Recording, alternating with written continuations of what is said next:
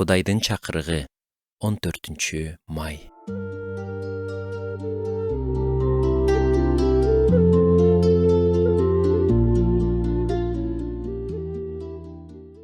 Элестетсеңиз, сиз оорлуу болуп көрүнгөнүңүз үчүн сизге акча төлөп жатат дейли. Дал ушундай жумуш бир кезде жазуучу Лесли Джеймсонда болгон. Ага оорлуу болуп көрүнүшү үчүн саатына $13 төлөшкөн.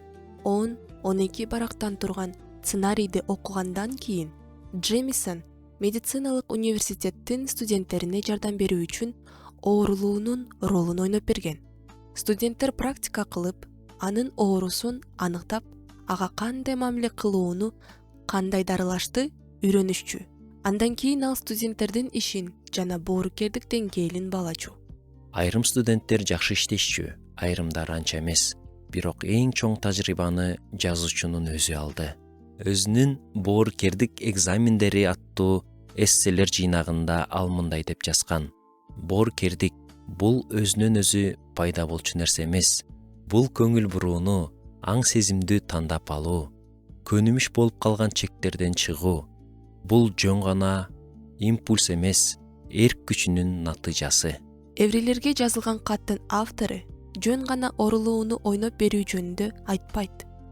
Ал куткаруучу бардык жагынан бизге окшош болгонун жана биз сыяктуу ар кандай сыноолордон өткөнүн айтат. Кээде биз Ыйсаны бардык азгырыктарыбызды жана алсыздыктарыбызды чындап түшүнө алабы деп ойлойбуз. Бирок ал чындап түшүнөт.